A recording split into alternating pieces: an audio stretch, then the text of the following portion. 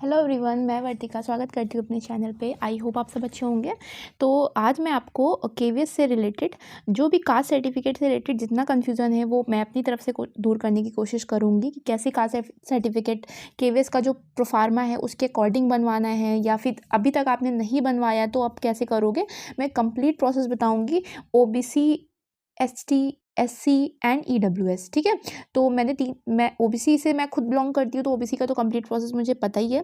ST SC के जो मेरे फ्रेंड्स हैं उनके थ्रू मैंने पूरा कंप्लीट इन्फॉर्मेशन लिया है, एंड ईडब्ल्यूएस का भी। तो अंत तक वीडियो देख लीजिएगा कि कैसे कंप्लीट बनेगा, और अभी तक आपने नहीं किया हुआ है तो आप बनवा लीजिएगा, क्योंकि डीवी के टाइम पे ऐसा रहता है कि वो बाद में थोड़ा सा वो दे देते हैं, टाइम दे देते हैं कि हाँ इतने टाइम में दिखाइए, लेकिन ऐसा मौका ही ना दे कि आपका रिजल्ट डिले हो।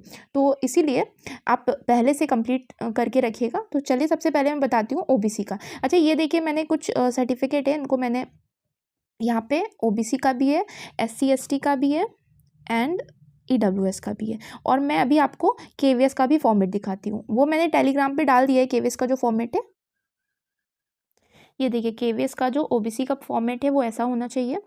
और ये एसटी एससी वाला है। अच्छा, एसटी एससी में एक इशू है, उसको ज़रा ध्यान दीजिएगा कि यहाँ पे ये 2 पेजेस में है। यहाँ देखिए 2 पेजेस में, तो उसको कोशिश करिएगा कि एक पेज में कंबाइन कर लीजिएगा, कि सेंटर का जनरली ऐसा ही रहता है। और उसके बाद ये ईडब्ल्यूएस वाला है। अब इन तीनों को मैं बारी बारी से एक्सप्लेन करती हूँ। ये देखिए मेरा ओबीसी का जो केवीएस वाला फॉर्मेट है ये वही है। ठीक है, इसको मैंने पूरा फिल किया, लेकिन इस पे जो साइन होती है डीएम की या फिर ईटीसी जो दे रखा है, इसमें जो फर्स्ट रैंक के ऑफिसर्स होते हैं उनकी साइन होती है। अब यहाँ पे तहसीलदार ने साइन किया, लेकिन ये तहसीलदार तब तक साइन नहीं करते हैं जब तक कि आपके पास ये सेंट्रल लेवल का जो ओबीसी सर्टिफिकेट है ये नहीं होगा। ठीक है, तो जो सबसे पहले आपके पास जो यूपी, जैसे आप यूपी से बिलोंग करते हैं, जिस भी स्टेट से बिलोंग करते हैं, वहाँ का उस स्टेट का जो सर्टिफिकेट होता है जाति प्रमाण पत्र, वो आपके पास होना ज़रूरी है। तो सबसे पहले मेरे पास स्टेट का सर्टिफिकेट था। ठीक है, उसके साथ में स्टेट वाला जो मेरे पास पुराना था, उसके साथ में मैंने एक पासपोर्ट साइज़ फ़ोटो ली, प्लस आधार कार्ड लिया। इन 3 चीज़ को ले करके तहसील जाएंगे आप, या फिर आपके यहाँ जो जन सेवा केंद्र होता है जहाँ से ऑनलाइन ये अप्लाई होता है, वहाँ पे आपका ये सेंट्रल लेवल का वो अप्लाई कर देते हैं।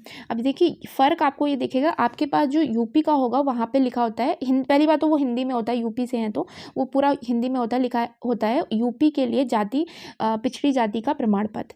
अब यहाँ पे जो सेंटर वाला बन के आता है वहाँ लिखा होता है गवर्नमेंट ऑफ इंडिया। ठीक है, post under the government of India. तो ये आपका 1 हफ्ते का टाइम लगता है, देन आपका सेंटर वाला ये सर्टिफिकेट बन के आ जाता है।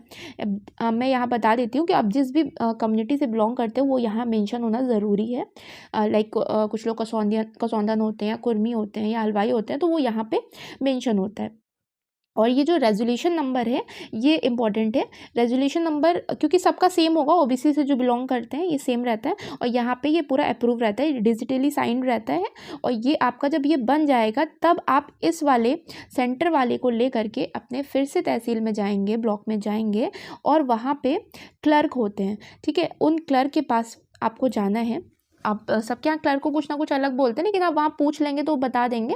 तो यहाँ पे वर्तिका गुप्ता एंड डॉटर ऑफ पिताजी का नाम, विलेज, डिस्ट्रिक्ट जो भी है, स्टेट जो भी है, बिलोंग्स टू वही कैटेगरी, आप जिस भी सब कैटेगरी से बिलोंग करते हो वो आपको लिखना है, या कम्युनिटी आपकी जो भी है वो लिखना है। और रेजोल्यूशन नंबर आपको वही भरना है जो आपका सेंटर वाले सर्टिफिकेट में आया है। ठीक है, ये देखिए सेंटर वाले में जो आया हुआ है बस यही आपको भरना है।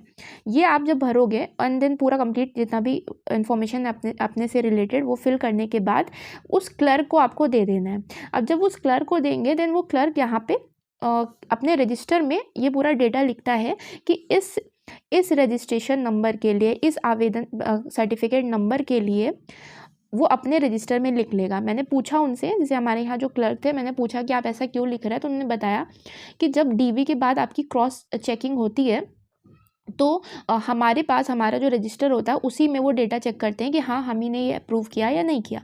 ठीक है, अब वो क्लर्क क्या करेंगे, तहसीलदार के पास लेके जाएंगे। आप खुद तहसीलदार के पास नहीं जाना होता है आपको, वो क्लर्क का सारा प्रोसेस होता है। वो 100-200 रुपये लेते हैं, आई थिंक वो कुछ घूस होती है उनकी, लेकिन अगर नहीं भी होती तो वो 100-200 रुपये आप दे दीजिएगा। देन ये तहसीलदार थे वो साइन करवा देते हैं और फिर आपको दे देते हैं। 1 से 2 दिन में हो जाता है। जैसे जान पहचान है तो उसी दिन गए तो उस दिन हो जाएगा, वरना कुछ लोगों को ऐसे कह देते हैं कि 2 दिन बाद आ जाओ, 3 दिन बाद आ जाओ। तो ये एक और बात ध्यान रखिएगा, ये जो मोहर है ये लगवाना मत भूलिएगा, क्योंकि होता क्या है जनरली कि कभी कभी या तो वो भूल जाते हैं या फिर नहीं लगाते हैं, तो आप कह दीजिएगा नहीं हम लोग में ये मांगा ही गया है ये फॉर्मेट, या फिर ये जो मोहर है ये होनी ही चाहिए, तो ज़रूर लगवा दीजिएगा, ठीक है।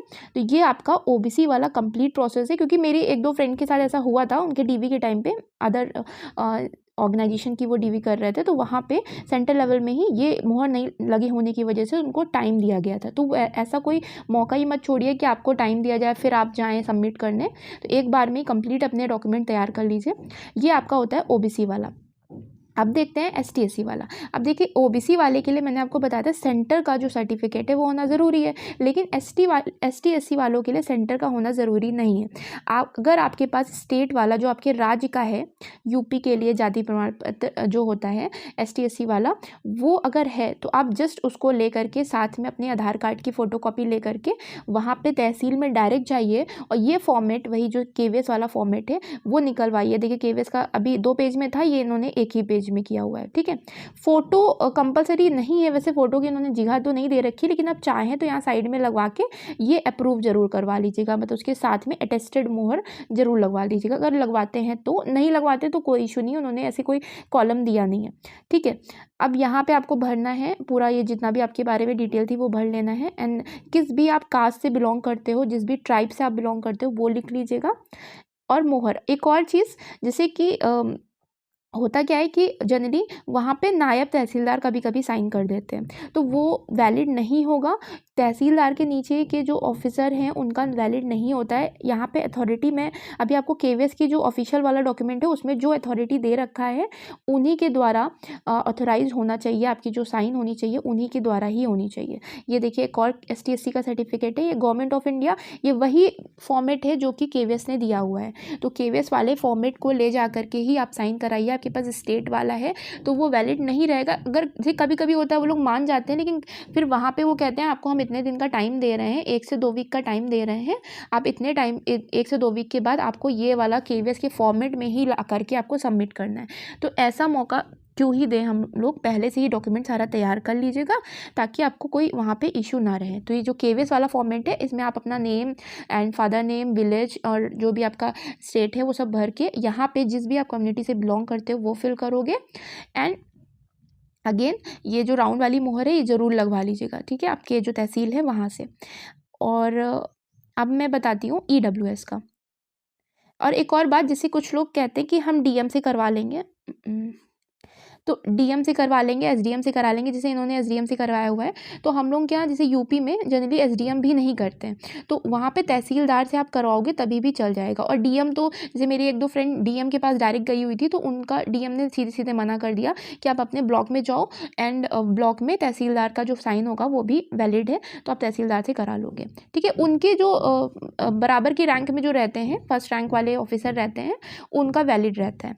अभी मैं बता दूंगी कि कौन कौन से वैलिड है, तो उनमें से आप किसी से भी करवा सकते हो। और अब आता है ईडब्ल्यूएस का। ईडब्ल्यूएस के लिए आपको कुछ भी सेंटर वेंटर नहीं चाहिए होता है, केवल आपके पास आपके पापा की जो आय प्रमाण पत्र है वो चाहिए होता है, ठीक है। तो इनकम सर्टिफिकेट आपके पास जो होती है वो इनकम सर्टिफिकेट के थ्रू ही आपको बस ये केवीएस वाला फॉर्मेट निकालना है, उसको फिल करना है, government of India and certificate number and this, ये जितना भी डिटेल है वो आपको फिल कर लेना है। यहाँ आपको अपनी फ़ोटो पेस्ट करनी है और यहाँ पे वो तहसीलदार साइन कर देंगे, और ये राउंड वाली मोहर यहाँ पे भी और ये फ़ोटो के साथ भी अटेस्टेड मोहर होनी चाहिए। देन आपका ये कंप्लीट हो जाएगा ईडब्ल्यूएस का। अब ये देखिए जो मैं अथॉरिटी कह रही थी कौन अप्रूव कर सकता है, तो डीएम कर सकते हैं, एडीएम कर सकते हैं, कलेक्टिव डिप्टी कमिश्नर, ये जितने भी हैं ये कर सकते हैं। और यहाँ देखिए एक लाइन 3rd में आपको दिख रहा है, revenue officer not below the rank of tahsildar, tahsildar के नीचे का कोई भी ऑफिसर वैलिड नहीं होगा। तो ये चीज़ ध्यान रखिएगा, मिनिमम तहसीलदार तक आप करवा सकते हो, उसके ऊपर अगर आप करवा लेते हो अब क्या होता है तो बिल्कुल सही है। और ये सर्टिफिकेट एक बार फिर से देख लीजिए, प्रोफार्मा है जो केवीएस ने अपनी ऑफिशियल वेबसाइट पर डाला है, मैंने अपने टेलीग्राम चैनल पर भी डाल दिया है। तो बस आपको ये जैसे ये है इसका, ये ओबीसी वाले केवल इस पेज को लेके जाएंगे, देन आपका सेंटर वाला रहेगा, ठीक है। पहले क्या हुआ, आपके पास स्टेट वाला था, स्टेट वाले से आपका सेंटर वाला बना जो गवर्नमेंट ऑफ इंडिया वाला है वो बना, एंड देन आप ये जो प्रोफार्मा है उस पर वो साइन करेंगे, वरना वो नहीं करते हैं जनरली। अब आता है ST SC वाला। ST SC वाले के पास के लिए केवल आपके पास स्टेट वाला होना चाहिए। उस स्टेट वाले के साथ अपना आधार कार्ड की फ़ोटो कॉपी आप ले जा सकते हैं, तो ले जाइएगा। सब ले जा करके इस फॉर्मेट को भर के वहाँ के जो क्लर्क होते हैं उनसे और कह करके जो भी अब वो चार्ज करते हैं उसको ले करके वो साइन करवा देंगे। 1-2 दिन का टाइम लगेगा। अपने तहसील में पता कर लीजिएगा। यहाँ पे साइन के साथ वो राउंड वाली मोहर बिल्कुल भी मत भूलिएगा। अब आता है EWS वाला। ये देखिए वही फॉर्मेट EWS का सेम KVS वाला फॉर्मेट मैंने आपको अभी दिखाया, उसको आप फिल करके, इसके लिए आपको केवल इनकम सर्टिफिकेट लगेगा। इनकम सर्टिफिकेट के साथ आप जाओगे, देन आपका ये हो जाएगा। ठीक है। आई होप आपको ये समझ में आया होगा अच्छे से। मैंने अपनी तरफ से पूरी कोशिश की है कि मैं आपको सही इन्फॉर्मेशन दे सकूं। और अगर अभी भी कोई क्वेरी है, कोई इशू है, तो आप बिल्कुल पूछिएगा, कमेंट करिएगा और मैं कोशिश करूँगी मैं हेल्प कर सकूँ। और एंड वीडियो शेयर कर दीजिएगा जिन्हें भी इस वीडियो की ज़रूरत है। ठीक है। और ये जो फॉर्मेट मैं बता रही हूँ, सेंट्रल लेवल की जनरली जितने भी एग्ज़ाम होते हैं उनमें यही प्रोसेस होता है। तो आप सेंट्रल लेवल की किसी भी एग्ज़ाम के लिए आप देख रहे हैं तो आप उसके लिए भी आपको सही इन्फॉर्मेशन ही मैंने दी है। तो thank you for watching my video.